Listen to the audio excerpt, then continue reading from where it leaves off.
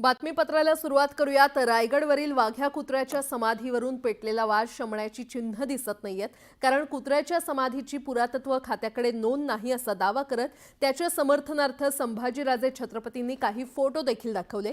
तर कुत्र्याची समाधी काढू नये अशी भूमिका भाजप आमदार गोपीचंद पडळकर यांनी घेतली आहे। पाहूयात। जीर्णोद्धार व्हायच्या अगोदर हे समाधीचं चित्र आहे, हे त्याचं दुसरं चित्र आहे, हे तिसरं चित्र आहे। त्या राजसन्यासातून त्या दंतकथेतून ह्या वाघ्या कुत्रा हा प्रकट झाला आणि स्मारक तिथं बांधलं। माहितीच्या अधिकारात स्पष्टपणे नमूद आहे, वाघ्या कुत्र हे त्यांच्या प्रोटेक्टेड साईट सुरक्षित स्मारकामध्ये कुठेही नोंद नाहीये। माजी खासदार संभाजीराजे छत्रपतींनी पत्रकार परिषदेत फोटोंच्या माध्यमातून थेट पुरावे सादर केले। वाघ्या कुत्र्याची समाधी तिथे नव्हतीच हे संभाजीराजे छत्रपतींनी फोटोतून दाखवून दिलं। वाघ्या कुत्र्याची समाधी रायगडवरून हटवण्यात यावी अशी मागणी संभाजीराजे छत्रपतींनी आधीच मुख्यमंत्र्यांकडे केली आहे। तसंच वाघ्या कुत्र्याची समाधी हटवण्यासाठी संभाजीराजे छत्रपतींनी 31 मे ही डेडलाईन दिली आहे। कुत्र्याच्या समाधीची उंची छत्रपती शिवाजी महाराजांच्या समाधीपेक्षाही जास्त आहे, यावरून अनेक शिवप्रेमींनी अनेकदा तीव्र आक्षेप घेतलाय। पुरातत्व खात्याने स्पष्टपणाने सांगितलेलं आहे, माहितीच्या अधिकारात, आणि त्या माहितीच्या अधिकारात स्पष्टपणे नमूद आहे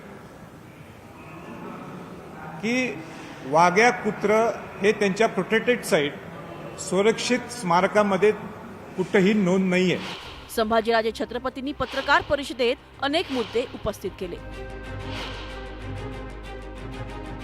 वाघ्या कुत्र्याची समाधी का उभारली यावर अनेक वाद आहेत। एकाही इतिहासकाराने वाघ्या कुत्र्याचे ऐतिहासिक संदर्भ सांगितलेले नाहीत, पण राजसन्यास नाटकातून एक दंतकथा निर्माण झाली।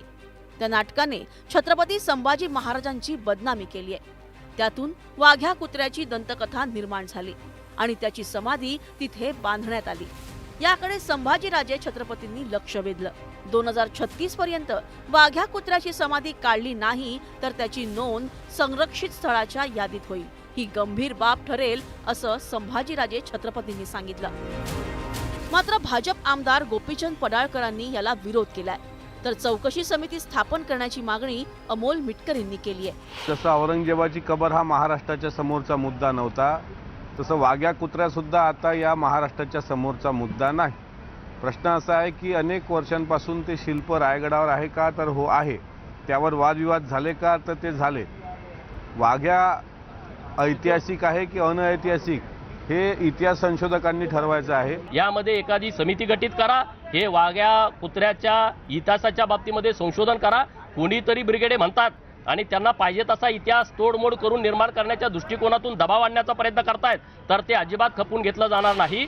वाघ्या कुत्र्याच्या समाधीच्या माध्यमातून समाजाच्या हिताचे विषय सरकार टाळत असल्याचा आरोप जितेंद्र आव्हाडांनी केलाय। मला वाघ्या कुत्रा आणायचा होता, बाहेर आणायचा होता। जे विषय समाजाच्या कुठल्याही हिताचे नाहीत, समाजाची समस्या सोडवणारे नाहीत, ते विषय आणून तुम्ही तुमचं अपयश झाकण्याचा प्रयत्न करता, हे न समजण्या इतकं महाराष्ट्र मूर्ख नाही। छत्रपती शिवाजी महाराजांना अग्नी दिला जात होता तेव्हा वाघ्या कुत्र्यानं त्यात उडी घेतल्याचं कोणताही ऐतिहासिक पुरावा नाही।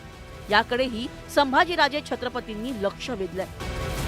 एकंदरीतच वाघ्या कुत्र्याच्या समाधीवरून सुरू झालेला वाद शमण्यासाठी राज्य सरकारनं तातडीनं कार्यवाही करण्याची गरज निर्माण झाली आहे। Bureau report, news 18 Lokmat.